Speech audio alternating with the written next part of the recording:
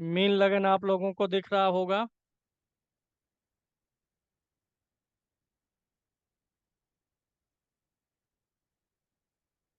Mean लगन उनकी होगी जिनके लगन में पहले भाव में 12 नंबर की गिनती होगी।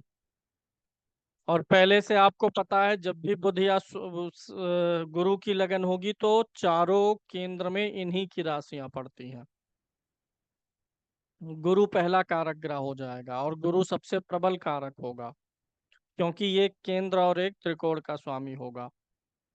पंचम भाव का स्वामी चंद्रमा दूसरा कारक और नवम भाव का स्वामी मंगल तीसरा कारक होगा। ये तीन ग्रह यहाँ पे कारक होंगे। कौन कौन से? गुरु, चंद्रमा और मंगल। मारक कौन सा होगा? सबसे प्रबल मारक तो यहाँ पे शुक्र होता है, क्योंकि तीसरे भाव और आठवें भाव का स्वामी होगा। और फिर शनि हो जाएगा। ठीक है। बुध भी होता है सप्तम का स्वामी होकर के मारक रहेगा, लेकिन नंबर एक का मारक शुक्र बनेगा, लगन का प्रबल शत्रु भी रहेगा। सूर्य समग्रह रहेगा, छठे का स्वामी है लेकिन लगन का मित्र है। राजा है सूर्य और ये कौन है? गुरु। राजा गुरु को नुकसान नहीं पहुंचाता है। राजयोग कब बनेगा? ये जो लगन का ग्रह है गुरु, इसका संबंध किससे बने? चौथे भाव के स्वामी चंद्रमा से। लगन का संबंध किससे बने? नवम भाव के स्वामी मंगल से। यानी ये जो गुरु चंद्रमा मंगल हैं, इनका संबंध परस्पर बनेगा तो बनेगा क्या? राजयोग। मंगल और चंद्रमा की युति अगर हो रही है तो चंद्रमा भी त्रिकोण का स्वामी है, मंगल भी त्रिकोण का स्वामी है, केंद्र का स्वामी आया ही नहीं, तो राजयोग नहीं बनेगा। केंद्र त्रिकोण का राजयोग तब बनता जब एक केंद्र का स्वामी और एक त्रिकोण का स्वामी योग करे। धर्म कर्माधिपति योग कब बनेगा? गुरु और मंगल की युति से। दसम भाव का स्वामी कौन है? गुरु। और नवम का स्वामी कौन है? मंगल। तो मंगल और गुरु की युति से धर्म कर्माधिपति योग बनेगा। चंद्रमा और बुध की युति से केंद्र त्रिकोण का राजयोग बनेगा। मंगल और बुध में थोड़ा सा दिक्कत है, क्योंकि मंगल बुध शत्रु हो जाते हैं प्रबल। चंद्रमा और बुध की शत्रुता में कोई बहुत तगड़ी शत्रुता नहीं होती है, क्योंकि दोनों पिता पुत्र हैं, दोनों शुभ ग्रह हैं। धन योग में कौन कौन सा ग्रह भाग लेगा? लाभ भाव का स्वामी शनि और धन भाव का स्वामी मंगल। जब त्रिकोण के स्वामी यानी गुरु चंद्रमा मंगल का संबंध द्वितीय भाव के स्वामी या एकादश भाव के स्वामी से बनेगा तब। गुरु शनि की का संबंध बना तो धन योग हो गया, गुरु मंगल का बना तो धन योग भी हुआ, राजयोग भी हुआ। मंगल और चंद्रमा का संबंध हुआ तो धन योग बना। बाधक कौन सा होगा? द्विस्वभाव है, चर में ये, स्थिर में ये, द्विस्वभाव में ये। तो बुध बाधक ग्रह हो जाएगा अगर पीड़ित हुआ तुरंत। अच्छा, पिछली कुंडली में पंच महापुरुष राजयोग नहीं बताए थे कुंभ लगन में, वो तो आप जानते ही होंगे, यहाँ भी कुछ बहुत नहीं बताएंगे। केंद्र में कोई ग्रह स्वराशि का हो या उच्च का हो तो पंच महापुरुष राजयोग बनता है।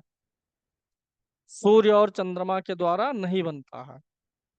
यहाँ बताइए कौन सा पंच महापुरुष राजयोग बनेगा? दो ही बनेगा, एक बुध का भद्र योग अगर बुध स्वाग्रही है यहाँ पर, और गुरु का हंस योग अगर गुरु लगन में या नवम दसम में है। उच्च का कोई ग्रह होगा, शुक्र होगा, लगन में शुक्र उच्च का होगा तो शुक्र से मालव्य योग। यानी मीन लगन में तीन महापुरुष योग बन सकते हैं। पहला बुध का भद्र, चाहे चौथे में रहे चाहे सातवें में। दूसरा गुरु का हंस, और तीसरा शुक्र का मालव्य। मीन लगन अच्छी लगन मानी जाती है, आमतौर पे शांत जीवन होता है। क्योंकि यहाँ पर चारों केंद्रों के स्वामी शुभ ग्रह होते हैं। लगन मतलब आप, शुभ ग्रह स्वामी। चतुर्थ मतलब परिवार, शुभ ग्रह स्वामी। सप्तम मतलब दाम्पत्य, शुभ ग्रह स्वामी। दसम मतलब काम, शुभ ग्रह स्वामी। तो ज्यादातर जीवन के क्षेत्रों पे शुभ ग्रहों का प्रभाव रहता है। एक होता है केंद्राधिपति दोष। अगर केंद्र का स्वामी कोई ग्रह होता है तो उसे केंद्राधिपति दोष लगता है, शुभ ग्रह अगर कोई केंद्र का स्वामी हो। लेकिन यह दोष तब लगता है जब वह ग्रह स्वराशि का ना हो। अगर गुरु लगन में ही बैठा होगा तो केंद्राधिपति दोष नहीं लगेगा, क्योंकि तब वह राजयोग बनाएगा। गुरु दशम में ही बैठा होगा तो राजयोग बनाएगा हंस नाम का, केंद्राधिपति दोष नहीं लगेगा। कब लगेगा? जब गुरु चौथे में हो या सातवें में हो, तब शुभ ग्रह है, केंद्र का स्वामी है के केंद्र में बैठा है। ऐसे बुध को केंद्राधिपति दोष नहीं लगेगा। कब? जब वह मिथुन या कन्या में है। कब लगेगा? जब वह यहाँ पर जाएगा, यहाँ पर जाएगा। केंद्राधिपति दोष में शशांक जी यानी क्या बात निकल के आती है? केंद्राधिपति दोष शुभ ग्रह को लगता है, सबसे ज्यादा बृहस्पति को, क्योंकि सबसे ज्यादा शुभ वही है। यह तभी लगता है जब वह ग्रह केंद्र का स्वामी हो लेकिन स्वाग्रही ना हो, दूसरी राशि में बैठे। क्योंकि स्वाग्रही होगा तो पंच महापुरुष वाला राजयोग बन जाएगा। अब यहाँ पे चलिए बात कर लेते हैं ग्रहों की। सबसे पहले बृहस्पति की, जो कि लग्नेश और दशमेश है। बृहस्पति का लगन में फल आप कैसा महसूस कर पा रहे हैं? बहुत अच्छा है। कर्मेश लगन में है, स्वाग्रही है, दृष्टि भी अच्छी डालेगा। तो बृहस्पति का यहाँ पर बहुत अच्छा फल मिलने वाला है। आयु स्वास्थ्य अच्छा करेगा। द्वितीय भाव में भी बहुत अच्छा फल मिलेगा, मित्र के घर में होगा। कर्म कहाँ आके बैठा है? धन में। आपका कर्म किसके अधीन है? धन के, कुटुंब के। अभी इसके पहले वाले लगन में भी यही चीज बताए थे। पैसा लगाओ, पैसा कमाओ। बिजनेस में पैसा लगाने से कभी कतराना नहीं चाहिए। अगर दशमेश यहाँ है द्वितीय भाव में या द्वितीय दशमेश में, एक रोटी कम खा लीजिए, लेकिन बिजनेस पे ध्यान देना चाहिए, बिजनेस की जरूरतों पे ध्यान देना चाहिए। वाणी वगैरह अच्छी रहेगी यानी अच्छा फल देगा। अष्टम भाव को देखेगा भी तो आयु स्वास्थ्य अच्छा करेगा। तृतीय में भी अच्छा फल देगा, लेकिन लगन और द्वितीय भाव की अपेक्षा तृतीय में उतना अच्छा नहीं रहेगा, क्योंकि मारक ग्रह की राशि में रहेगा, शत्रु राशि में रहेगा। लेकिन फिर भी देगा अच्छा ही, कम अच्छा देगा लेकिन अच्छा ही देगा। देखिए जी, अनुराग जी बताइए। पढ़ा लें।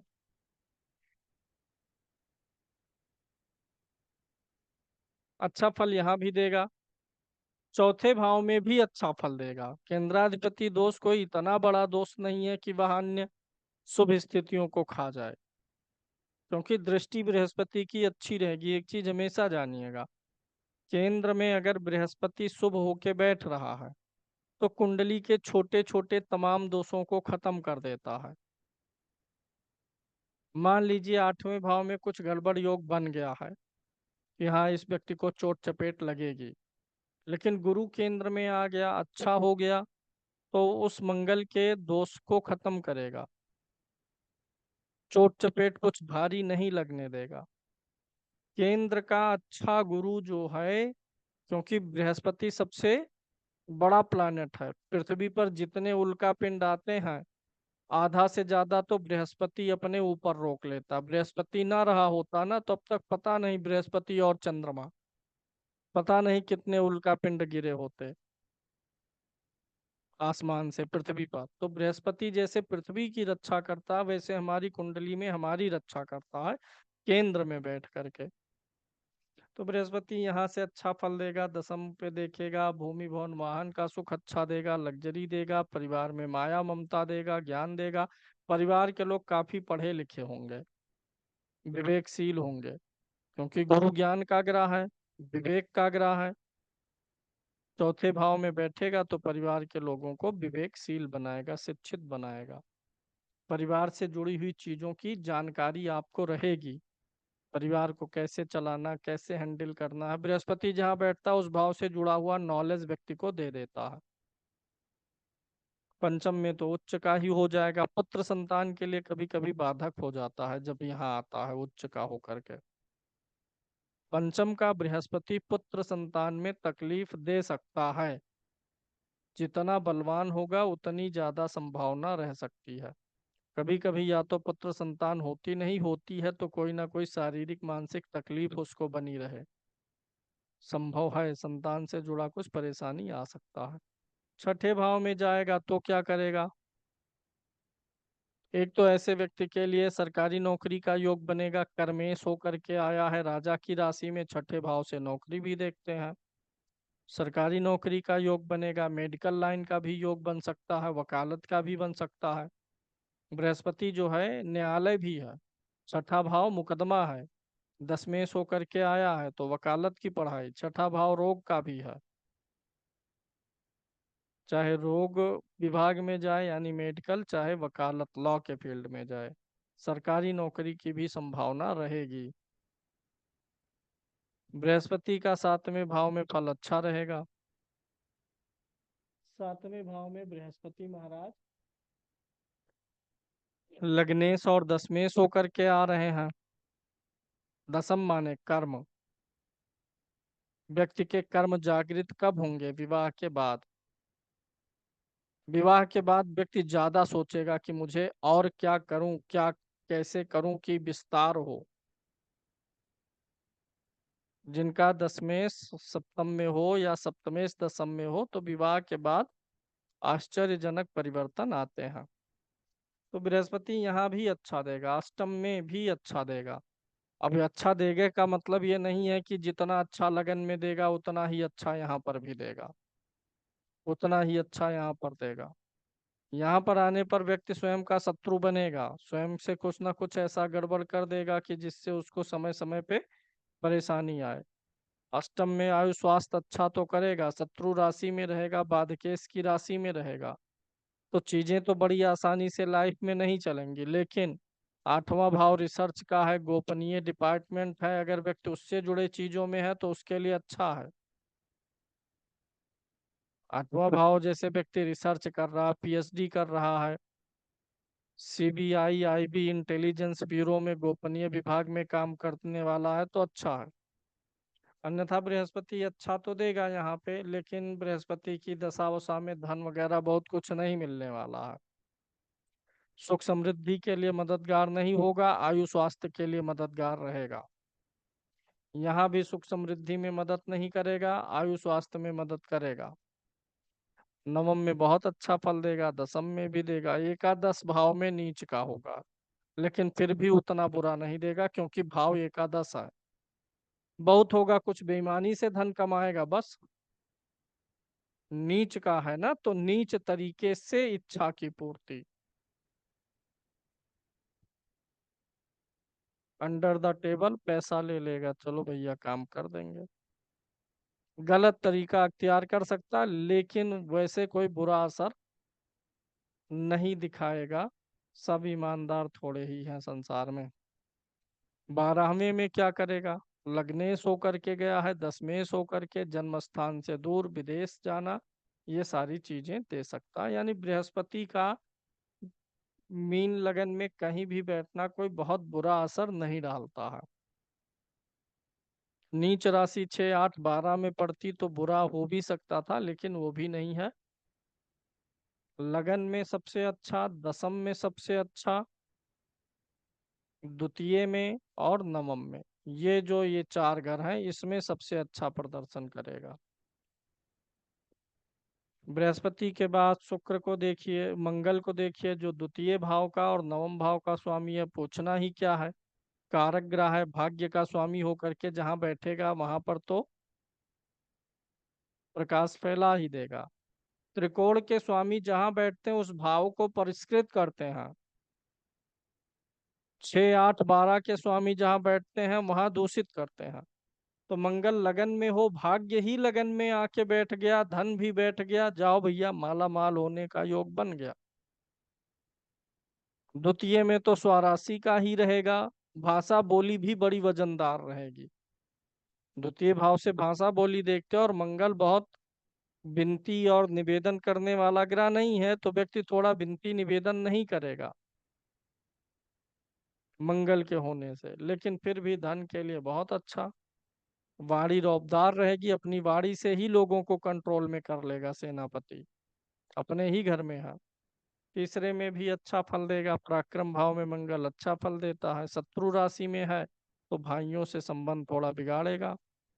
चौथे भाव में मांगलिक वाली चर्चा नहीं करेंगे, मांगलिक का असर रहेगा जो कि दाम्पत्य पे असर डालेगा। चौथे में मंगल हो तो भूमि का सुख देता है, वाहन का सुख देता है। अच्छा, तो मंगल जब चौथे भाव पे प्रभाव डालता है ना, तो व्यक्ति गाड़ियों के मैटर में सेफ्टी अधिक देखता है, क्योंकि मंगल सेनापति है, युद्ध लड़ना रहता है, तो मंगल चौथे में रहेगा, तो ऐसा व्यक्ति गाड़ी में सेफ्टी फीचर ज्यादा ढूंढेगा, मजबूत गाड़ी लेगा। मंगल का बुरा फल यहाँ पर आता है क्योंकि यहाँ नीच का होता है। लेकिन अगर मंगल और चंद्रमा का राशि परिवर्तन हो गया तो ये राजयोग हो जाएगा, बहुत अच्छा फल करेगा। मंगल यहाँ नीच का होता है पंचम भाव में, कर्क राशि में। पंचम भाव किसका है? बुद्धि का। और नीच का है मंगल उतावलापन। बुद्धि में ऐसे व्यक्ति के हमेशा उतावलापन रहेगा, हर चीज को बड़ी जल्दी से जान लेने की इच्छा रहेगी। कोई योजनाएं बनाएगा तो बस फटाफट, टाइम नहीं देगा प्लानिंग करने में। किसी चीज पे एक्सप्लेन करने के लिए कहिए, एनालिसिस विश्लेषण करने के लिए, बस फटाफट बोलेगा। जल्दी यानी बुद्धि से जुड़े कामों को बड़ा तेजी से करना चाहेगा। संतान के लिए कुछ परेशानी आ सकती है, विलंब वगैरह हो सकता है, या कोई मिसकैरेज हो जाए। छठे भाव में मित्र की राशि में होगा, अगर सूर्य अच्छा होगा तो कर्जा वगैरह निपटेगा। द्वितीय भाव का स्वामी होके आ रहा है ना, तो कर्ज का योग बनाएगा। सूर्य अच्छा होगा जो कि छठे भाव का स्वामी है, तो कर्जा निपटेगा, अन्यथा फंसेगा। तो यहाँ पे शत्रुहंता योग तो बनाएगा, लेकिन साथ ही साथ भाग्य सो करके छठे में जाए तो भाग्य बाधा। कोई भी ग्रह नौ में सो करके छठे में आता है तो भाग्य में बाधा देता है। तो मंगल यहाँ पर बहुत फेवर वाला नहीं है, ना ऊपर ले जाएगा ना नीचे जाने देगा, बहुत बड़ा कर्जा नहीं लेने देगा, कर्जदार भी नहीं रखेगा। इनसे लेके उनको दे दिए, उनसे लेके उनको दे दिए, यानी यहाँ पे शत्रु के मामले में अच्छा है, शेष प्रगति के लिए बहुत अच्छा नहीं है। सप्तम में तो गड़बड़ ही देगा, वैवाहिक जीवन को बेकार करेगा। भाग्योदय भी विवाह के बाद होगा, धन उदय भी विवाह के बाद होगा, लेकिन वही विवाह जिससे हुआ, जिससे भाग्य जगा, उसी से कलह रहेगी, दाम्पत्य में परेशानी रहेगी। अष्टम में गड़बड़ ही देगा, चोट चपेट का संभावना रहेगा, जिद, इरिटेशन, अशांति प्रदान करेगा जीवन में। भाग्येश होकर के आएगा, शत्रु राशि में होगा, भाग्य की बाधा भी करेगा। ऐसे व्यक्ति कुछ धन छिपा के रखेंगे, अष्टम भाव छिपने वाला है, गहरा स्थान, धन भाव का स्वामी है। कुछ धन वगैरह ऐसा रखेंगे जिसके बारे में किसी को नहीं बताते। कभी कभी मरने के बाद उनका धन बेकार भी चला जाता, जैसे मान लीजिए कि मंगल यहाँ पर है धनेश होकर के, तो किसी को पैसा उधार दिए हैं और उसको किसी को बताए नहीं फैमिली में कि फला में पैसा दिए हैं या फला जगह पैसा लगाए हैं। अब बताएंगे तब वह व्यक्ति जो है मृत्यु के बाद उनके परिवार के लोग, पुत्र वगैरह प्रयास करेंगे ना, तो कुछ न कुछ धन बर्बाद जाता है उनका, ऐसी संभावना बनी रहती है। नवम में एक्सीलेंट, दसम में एक्सीलेंट, एकादश में एक्सीलेंट, द्वादश में नहीं ठीक। सबसे ज्यादा बुरा यहाँ पर अष्टम में देगा, द्वादश में फिर देगा, छठे में भी गनीमत है। मित्र राशि में है, अपने भाव से दशम में होगा।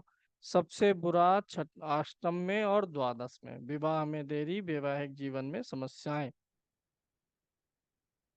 धन कमाने के लिए दूर जाना पड़ सकता है। शुक्र को देखें, तीसरे भाव और अष्टम भाव का स्वामी है, लगन में आके उच्च का हो जाएगा। सुख साधन वैभव ऐश्वर्य तो देगा, लेकिन लाइफ में चैलेंजेस बहुत रहेंगे। शुक्र किसी कुंडली में उच्च का हो तो जानिए इनको घर गाड़ी ये सबका सुख रहेगा, लेकिन उस सुख को भोगने का अवसर कम मिलेगा, आपाधापी रहेगी। तृतीय भाव आपाधापी मेहनत भाग दौड़ का ही है, लगन में ही आके बैठा, वो भी उच्च का होकर के। तो भाग दौड़ भरी जिंदगी रहेगी, लेकिन सुख साधन रहेंगे। द्वितीय भाव में अच्छा फल नहीं देगा, धन से जुड़ी हुई तकलीफें देगा, क्योंकि अष्टमेश है, तृतीयेश भी है। पड़ोसियों के द्वारा धन नुकसान हो सकता है, क्योंकि तृतीय भाव पड़ोसी का है। तृतीय भाव जो है छोटे भाइयों का है, बहनों का है, तो आपका धन उनके ऊपर जाएगा। तीसरे में स्वाग्रही होगा तो अच्छा ही फल देगा। चौथे भाव में सुख साधन लग्जरी प्रदान करेगा, लेकिन माता को रोगी बनाएगा। अष्टमेश होकर के है, माता के सुख में कमी। चूंकि लग्जरी का कारक है और चौथे में है, तो घर की लग्जरी बना के रखेगा, माता के लिए नहीं ठीक। पंचम में क्या करेगा, अष्टमेश होकर के आएगा, अष्टमेश होने का दोष लगेगा। पंचम भाव से संतान का विचार होता है, तो वहां पे परेशानी करेगा, सजीव पक्ष में परेशानी करेगा। बुद्धि वगैरह में नहीं कोई दिक्कत करेगा, लेकिन अगर शुक्र यहाँ पर होता है तो व्यक्ति विपरीत लिंग के बारे में अधिक सोचता है, विचार करता है, ज्यादा इंटरेस्ट लेता है, क्योंकि ये बुद्धि है और शुक्र विपरीत लिंगी है। स्त्री के बारे में ऐसा पुरुष अधिक सोचता है। छठे भाव में तो विपरीत राजयोग ही बना देगा, बड़ा अच्छा राजयोग बनाएगा, क्योंकि लगन का शत्रु भी है, अष्टम भाव का स्वामी है, दो क्रूर भावों का स्वामी होकर के जाएगा, विशुद्ध विपरीत राजयोग। यहाँ बहुत बुरा असर देगा। एक तो अष्टमेश है, ऊपर से नीच का है सप्तम में। एक तो व्यक्ति के चरित्र पे संशय आ जाएगा, शुक्र का नीच होना वैसे भी चरित्र के लिए अच्छा नहीं है, वो भी सप्तम में नीच का हो गया। शुक्र क्या है, प्रेम है, शुक्र ही प्रेम का ग्रह है, लेकिन जब शुक्र नीच का होता है ना, तो प्रेम नहीं वासना होती है।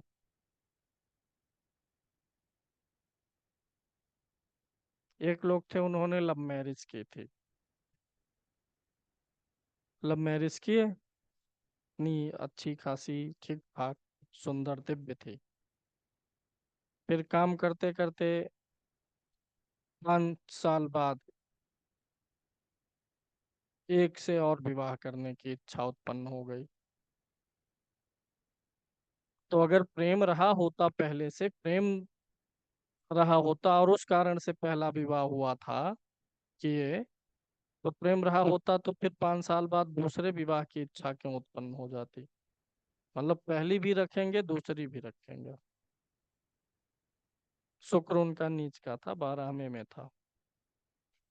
तो शुक्र के नीच होने पर व्यक्ति प्रेम नहीं कर पाता है, प्रेम सही अर्थों में नहीं समझ पाता है, आकर्षित ज्यादा होता है विपरीत लिंगियों के प्रति, आचरण चरित्र बिगाड़ता, और यहाँ तो 7वें में ही होगा।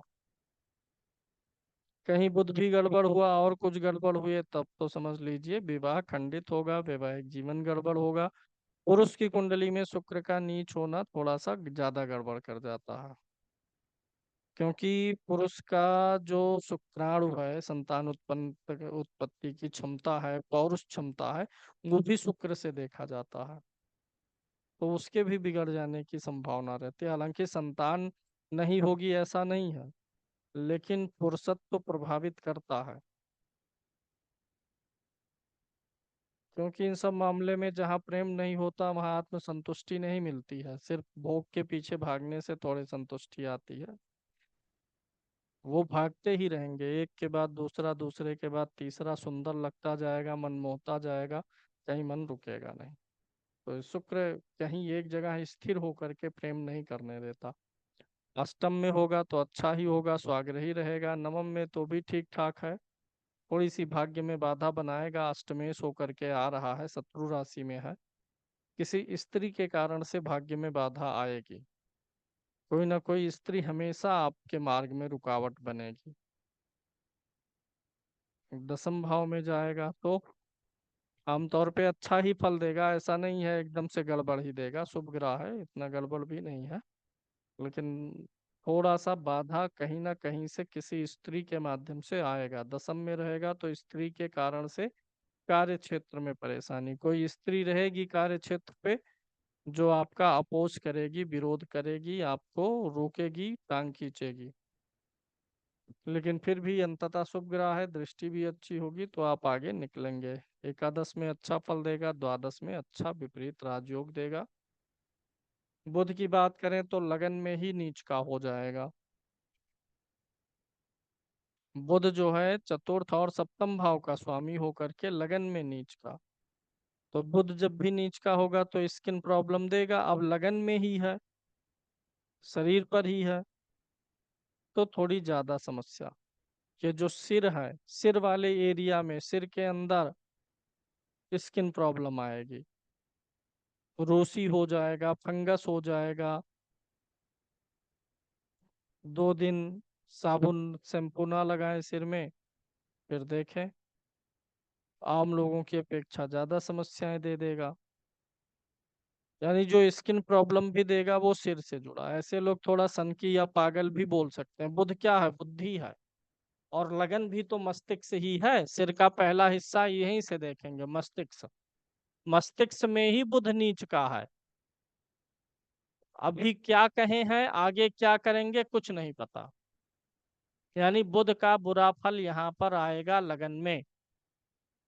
द्वितीय भाव में ठीक है, चतुर्थेश होकर के जाएगा, हालांकि शत्रु राशि में होगा, फ्रीडम नहीं रहेगी। शत्रु राशि के ग्राहक को फ्रीडम नहीं मिलती, आजादी नहीं मिलती है प्रद्युम्न जी।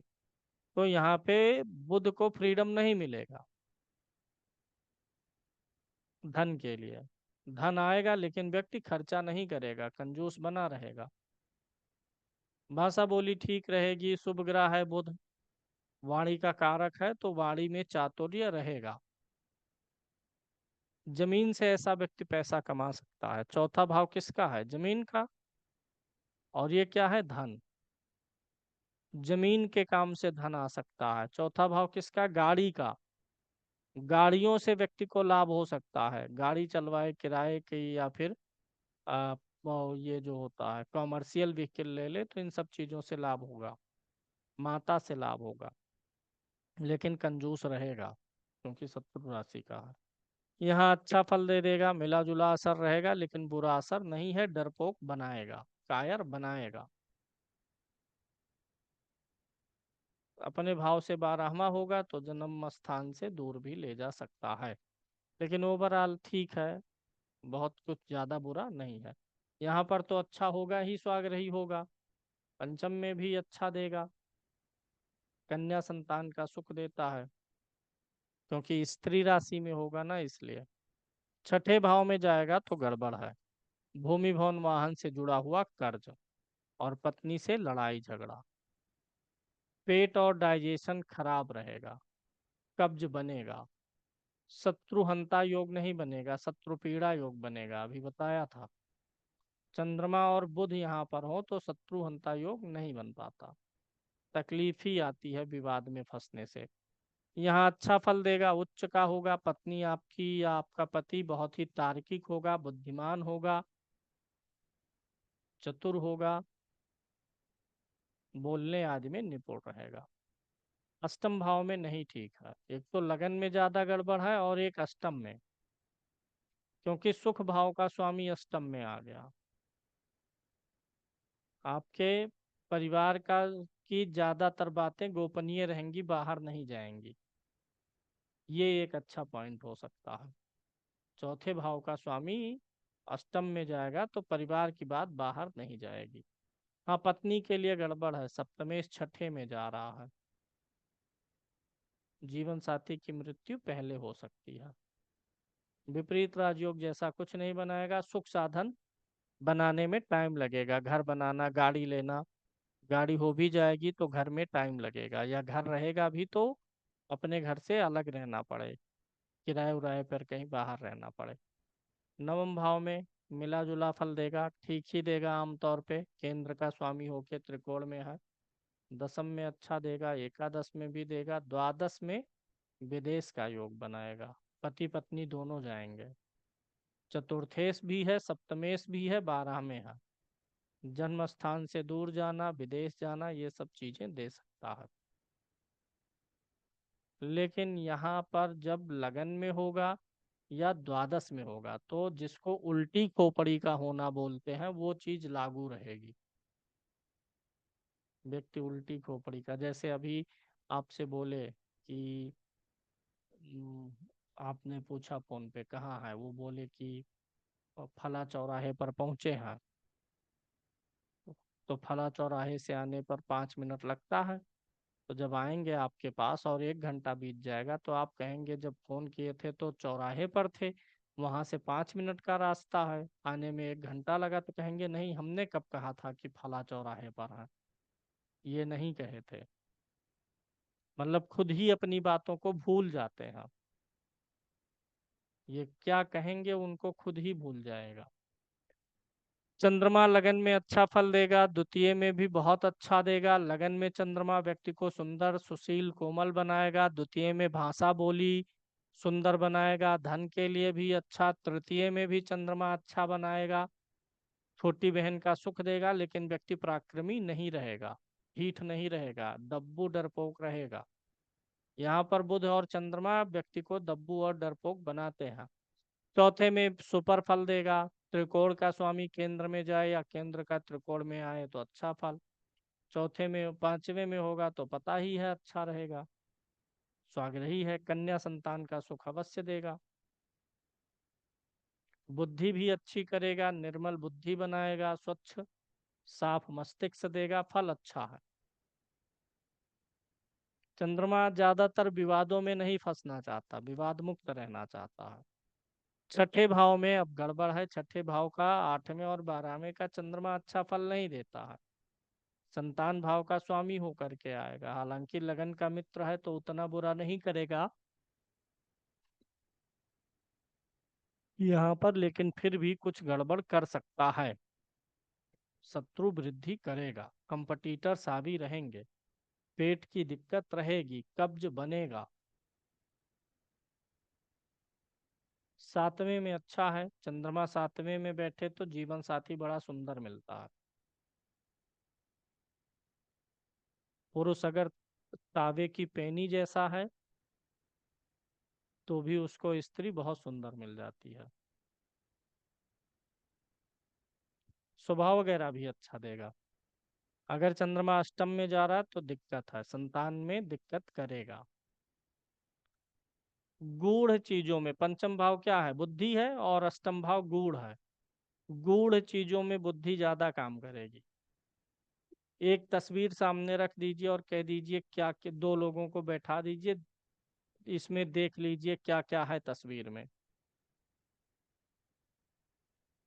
तो ये व्यक्ति जिसका चंद्रमा पंचमेश होकर के अष्टम में होगा, चंद्रमा ही नहीं कोई भी ग्रह पंचमेश होकर के अष्टम में है, जो व्यक्ति दूसरा देखेगा वो सब ये भी देखेगा, लेकिन उससे कुछ अलग हट करके गोपनीय चीज भी जहां अगले की नजर ना पहुंचे वहां तक देखेगा। जिसका चंद्रमा अष्टम में होता है वैसे व्यक्ति की बुद्धि, चंद्रमा अष्टम में नहीं पंचमेश अष्टम में होता है तो व्यक्ति किसी भी चीज के छुपे हुए रहस्यों को भी देख लेता है, जिसपे किसी की नजर ना पड़े इनकी नजर पड़ जाती है। इसीलिए भैया जिन पुरुषों की कुंडली में अ, जिन पुरुषों, मतलब पुरुष लोग अपनी पत्नी की कुंडली में देखें, अगर उनका पंचमेश अष्टम में हो तो सावधानी पूर्वक जीवन जिएगा। आपकी पत्नी जो है समझ लीजिए खुफिया विभाग की जानकार हैं, वेद प्रकाश मिश्रा जी के लिए कह रहे हैं हम। अगर बुद्धि ही आकर के खोज वाले भाव में, रहस्यात्मक भाव में बैठ गया, तो बुद्धि ही रहस्यमयी है, तो रहस्यमयी चीजों में बुद्धि ज्यादा चलेगी भी। झूठ बोल के नहीं बच पाएंगे जी। पर्स में 5,000 था, 4,000 हो गया, तो 1,000 का झूठा हिसाब तो नहीं दे पाएंगे, सच्चाई बतानी पड़ेगी। अब अगर यही नवम भाव में जाएगा तो नीच का हो जाएगा। अगर मंगल के साथ राशि परिवर्तन है तो बहुत अच्छा फल करेगा, शुक्ल पक्ष का होगा तो भी अच्छा करेगा। अन्यथा चंद्रमा के नीच होने से पेशाब से जुड़ी हुई समस्याएं आ सकती हैं। चंद्रमा नीच का होता है तो थोड़ा सा यूरिन और ब्लैडर से जुड़ी समस्याएं आता है। इसीलिए जिनकी वृश्चिक राशि होती है ना, तो बचपन में ऐसे बालक अपनी जरूरत और आवश्यकताओं को व्यक्त करने में थोड़ा टाइम लेते हैं। जैसे होता क्या है कि छोटा सा बालक है, उम्र बढ़ने के साथ साथ जब उसको टॉयलेट वगैरह लगेगा तो बताएगा कि मम्मी टॉयलेट जाना है, तो लेके जाएंगी।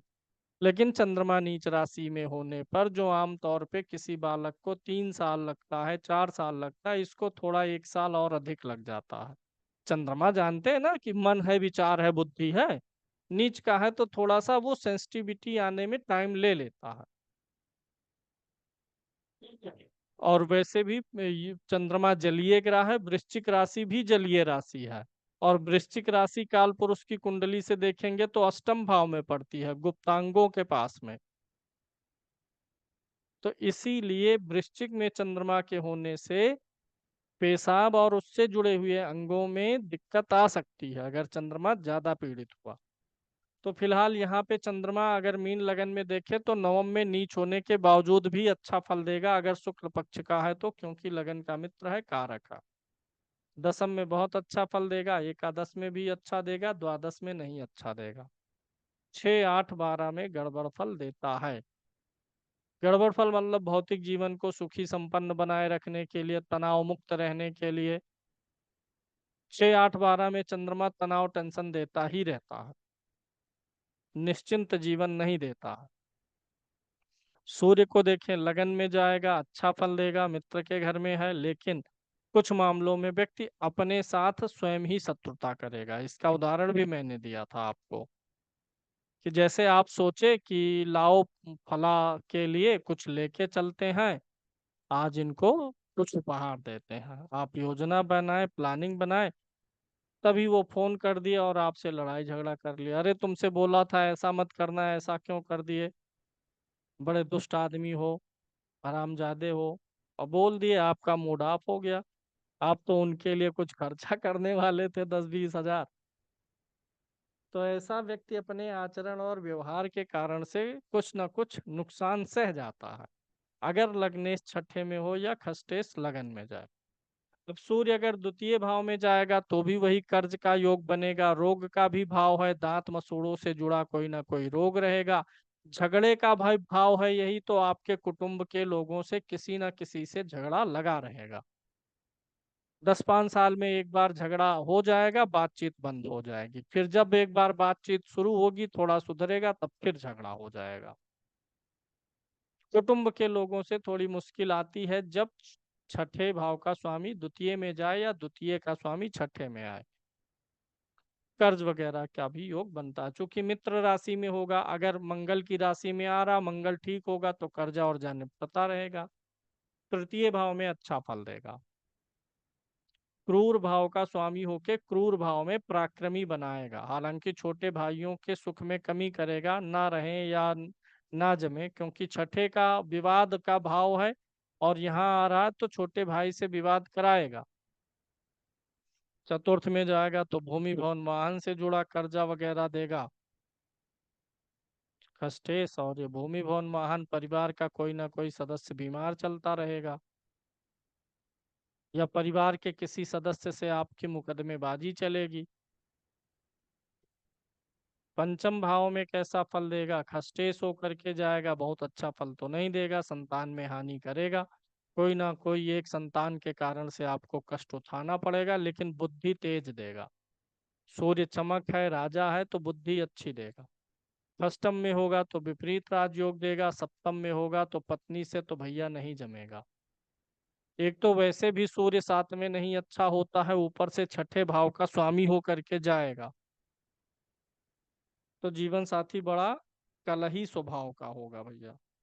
डोमिनेंट स्वभाव का होगा, हमेशा डोमिनेट करेगा, बेइज्जती करेगा। अब यही अगर अष्टम भाव में आएगा तो नीच का होगा। विपरीत राजयोग तो बड़ा जबरदस्त बनाएगा, लेकिन हार्ट की प्रॉब्लम भी देगा, हृदय की समस्याएं। आठवां भाव सबसे शरीर का गोपनीय स्थान है, वहां पे नीच का है।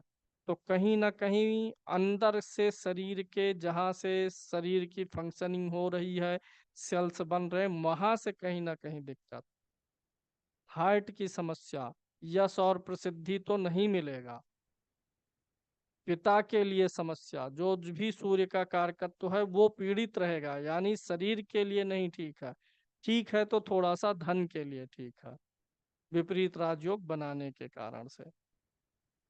शत्रु अत्रु नहीं रहेंगे, लेकिन शत्रु भाव का स्वामी होकर के अष्टम में जाके नीच का है।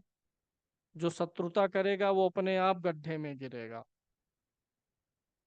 लेकिन सेहत के लिए बुरा है, मान सम्मान के लिए बुरा है। नवम भाव में ठीक ठाक फल देगा, दे देगा, बुरा नहीं करेगा पिता के लिए, क्योंकि भाव का कारक भी है। भले ही खस्टेश होकर के आ रहा, ये है पिता से आपका मन मुटाव देगा, क्योंकि छठे का असर तो कहीं ना कहीं देगा, वाद विवाद रहेगा। दसम में जाए तो व्यक्ति मेडिकल लाइन में चला जाए, बहुत अच्छा है। सरकारी नौकरी में चला जाए, आईएएस पीसीएस की तैयारी कर ले, मेडिकल की कर ले, जज बन जाए, वकील बन जाए, इन सब के लिए बहुत अच्छा। एकादश में भी ठीक ही रहेगा। द्वादश में विपरीत राजयोग, लेकिन वैवाहिक जीवन में कुछ तनाव। बुध का हो गया, शुक्र का हो गया, मंगल का हो गया, गुरु का हो गया, शनि का बचा। शनि कैसा फल देंगे? लगन में आ गए शनि, लाभेश भी हैं, द्वादशेश भी हैं, शनि का कोई नुकसान यहाँ पे नहीं होगा। गुरु की राशि में नुकसान नहीं करते हैं, भाव भी अच्छा ही मिला है। द्वादशेश होकर के आएंगे तो दूर जाने की इच्छा की पूर्ति कराएंगे, चाहे लग्नेश द्वादश में जाए, चाहे द्वादशेश लग्नेश में आए। और व्यक्ति विदेश जाने की इच्छा करेगा तो संभव है। स्वभाव वगैरह थोड़ा धीमा रहेगा, वो विषय रहेगा। शनि का सबसे बुरा असर यहाँ पड़ेगा। द्वितीय भाव में नीच का हो जाएगा ना। नीच तरीके से धन कमाने के चक्कर में कभी ना कभी दिक्कत आएगी। लाभेश भी है, देखिए, इच्छा की पूर्ति के लिए गलत तरीके से धन का प्रयास होगा। शनि नीच का हो तो अपमानजनक स्थितियां जीवन में आती हैं। द्वितीय भाव में नीच का है तो दांत मसूड़ा भी दिक्कत करेगा, वाणी भी सही नहीं रहेगी ऐसे व्यक्ति की। वह द्वितीय भाव वाणी का है, वहीं पर नीच का ग्रह है तो नीच वाणी बोलेगा। कोई कहेगा भैया प्रणाम तो कहेंगे, आशीर्वाद कैसे देंगे? जीते रहो, हम क्या करें।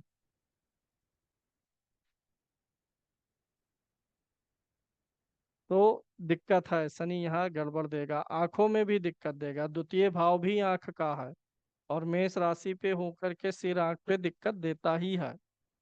शराब सिगरेट की भी तरफ ले जा सकता है।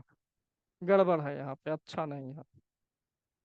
तृतीय भाव में अच्छा फल देगा। तृतीय भाव में, छठे भाव में, एकादश में शनि अच्छा फल वैसे भी देता है, यहाँ पर तो स्वाग्रही होगा। तो शनि का एक्सीलेंट रिजल्ट यहाँ आएगा। चौथे भाव में शनि, जन्म स्थान से दूर जाना, या जन्म स्थान से दूर कहीं जमीन वगैरह लेना, मकान बनवाना। कहीं ना कहीं जन्म स्थान से अलग हट करके आप जो है मकान प्रॉपर्टी बना पाएंगे। विदेश का योग वैसे भी शनि के चौथे होने से होता है, दूर स्थान का।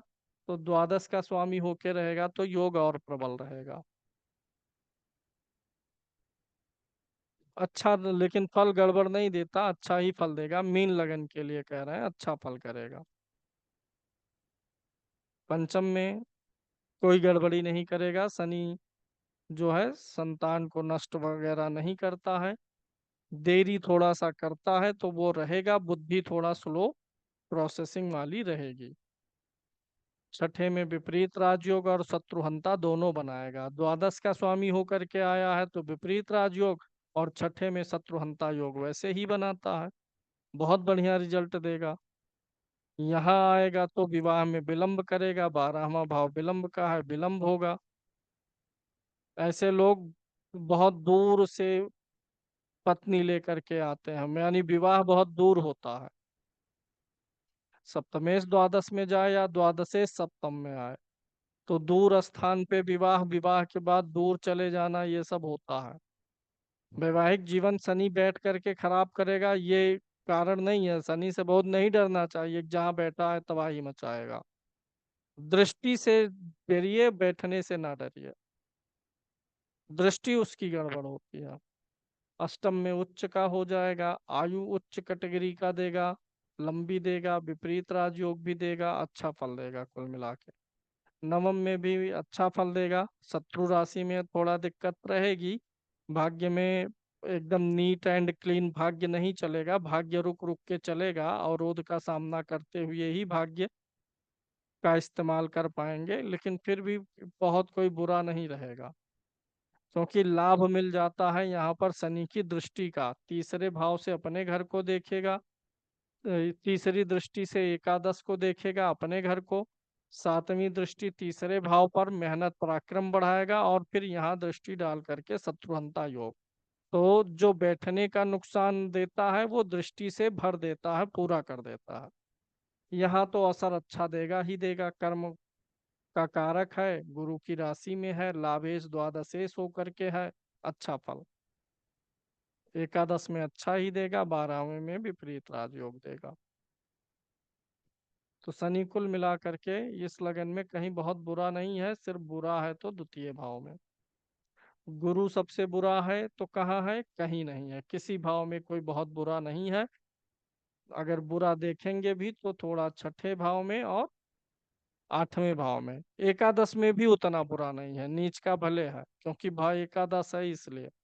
एकादश में नीच का ग्रह भी जो है बुरा असर छाप ज्यादा नहीं छोड़ता, बहुत करेगा व्यक्ति, बेईमानी करेगा बस, लेकिन उसके जीवन पे कोई ज्यादा व्यापक बुरा असर नहीं पड़ता।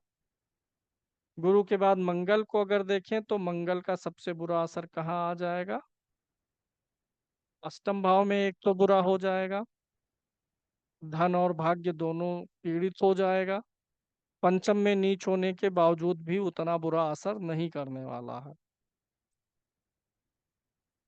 शुक्र कहाँ सबसे ज्यादा बुरा हो जाएगा, सातवें में, बुध सबसे ज्यादा लगन में नीच का होकर के, चंद्रमा सबसे ज्यादा बुरा कहाँ हो जाएगा, अष्टम में। नवम में भी चंद्रमा बुरा नहीं होगा नीच होने के बावजूद भी, कारक है इसलिए, कारक ग्रह की राशि में बैठ रहा, दूसरा कोई लगन होता तो दिक्कत करता। सूर्य कहाँ सबसे ज्यादा बुरा होगा, अष्टम में। और गुरु सबसे ज्यादा बुरा बता ही दिए, शनि सबसे ज्यादा बुरा कहाँ होगा, धन भाव। इस प्रकार से 12 लगन आपके खत्म हुए। सुपर एडवांस के लिए बताया हूँ, वहां से वीडियोस देखिएगा, वहां पर सुपर एडवांस के कुछ वीडियोस हैं। और अब आपकी ऑफिशियली क्लास खत्म हो गई है, ग्रुप में सभी लोग बने रहिएगा, आगे